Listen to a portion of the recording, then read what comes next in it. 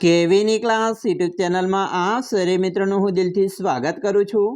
આજે વિદ્યાર્થી મિત્રો વાત કરવાના છીએ ધોરણ 4માં આપણી નવીન સ્વાધ્યાયન પોથી જે આપવામાં આવેલી છે તેમાં પર્યાવરણ વિષયનો પાઠ નંબર 3 નંદુ સાથે એક દિવસ, જેનું આપણે આ વિડીયોમાં સચોટ, સાચું અને સંપૂર્ણ સોલ્યુશન જોવાના છીએ। તો ચાલો વિદ્યાર્થી મિત્રો વિડીયોની શરૂઆત કરીએ। તેના પહેલાં તમે ખાસ ચેનલમાં નવા આવેલા હોય તો મારા વાલા વિદ્યાર્થી મિત્રો ચેનલને અવશ્ય સબસ્ક્રાઇબ કરી વિડીયોને લાઇક અને શેર કરવાનું પણ ન ભૂલતા। પાઠ નંબર 3 છે નંદુ સાથે એક દિવસ, જેમાં વિદ્યાર્થી મિત્રો પ્રશ્ન 1, નીચેના પ્રશ્નોના જવાબ આપો। પહેલું, કયા કયા પ્રાણીઓ ઉપર સવારી કરી શકાય તે પ્રાણીઓના નામ લખો। તો મિત્રો આપણે ઊંટ, ઘોડો, હાથી, ગધેડું, ખચ્ચર, બળદ, ભેંસ જેવા પ્રાણીઓ ઉપર સવારી કરી શકીએ છીએ। બીજું, તમે કયા કયા પ્રાણીઓ ઉપર સવારી કરી છે પ્રાણીઓના નામ લખો। તો આપણે મિત્રો ઊંટ, હાથી, ઘોડો, ભેંસ જેવા પ્રાણીઓ ઉપર સવારી કરી છે। આના સિવાય તમે બીજા પ્રાણીઓ પર સવારી કરી હોય તો તેના પણ નામ લખી શકો છો। 3, જૂથમાં કે ટોળામાં રહેતા હોય તેવા પ્રાણીઓ, પશુ, પંખી, જીવજંતુઓના નામની યાદી બનાવો।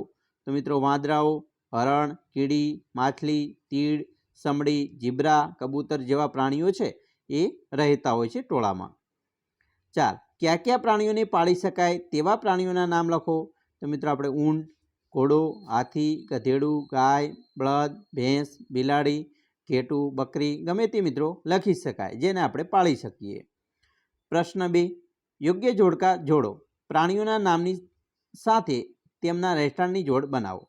પહેલું છે કીડી, તો કીડી મિત્રો દરમાં રહે, હાથી જંગલમાં રહે, ઘોડો તબેલામાં રહે, બતક પાણીમાં રહે, મધમાખી મધપૂડોમાં રહે, ચકલી માળામાં રહે, વાઘ બોર્ડમાં, સાપ રાફડો, માણસ ઘર અને બકરી વાડો।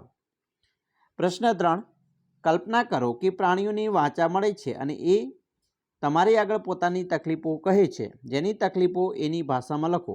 કોઈપણ પ્રાણીનું ઉદાહરણ લઈને લખો, જેમ કે હું એક બળદ છું તો હું, બરાબર, એવી રીતે તો હું એક ઘોડો છું, એ મનુષ્ય લોકો મને ખૂબ હેરાન કરે છે, મારા ઉપર સતત બેસીને મને જ્યાં ત્યાં લઈ જાય છે, ક્યારેક મારી ઉપર 2 થી 3 જણા પણ બેસી જાય છે, મારું કંઈ વિચારતા જ નથી, ક્યારેક મને ખૂબ ભૂખ લાગી હોય તો પણ એ મારી ભૂખને જાણીતા નથી અને તરત ખોરાક આપતા નથી, ક્યારેક તરસ લાગી હોય તે જ સમયે પાણી પણ મળતું નથી, ક્યારેક અલગ અલગ પ્રસંગો કે મેળામાં જઈ મને બીજાના હાથમાં સોંપી દે છે, તે મને નથી ગમતું, મારા જીવનમાં ઘણી બધી તકલીફો છે। તો આપણે આવી રીતે મિત્રો લખી શકીએ।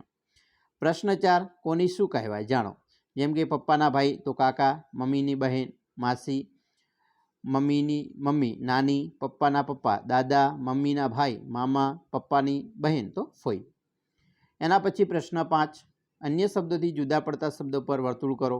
તો અહીંયા મિત્રો હરણ છે એ અલગ પડે છે કારણ કે એ જંગલી પ્રાણી છે, બરાબર, અને બીજા છે એ પ્રાણીઓ પાણીમાં રહે છે।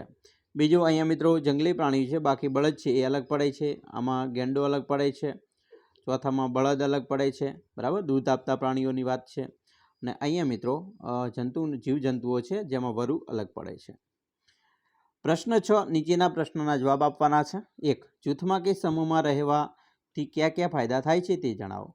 તો મિત્રો જૂથમાં કે સમૂહમાં રહેવાથી રક્ષણ મળે છે, તાકાત વધે છે, સાથે મળીને રહેવાથી વધુ મજા કરી શકાય છે, એકબીજાની મદદ મળી રહે છે, દુશ્મન પણ દૂર ભાગે છે।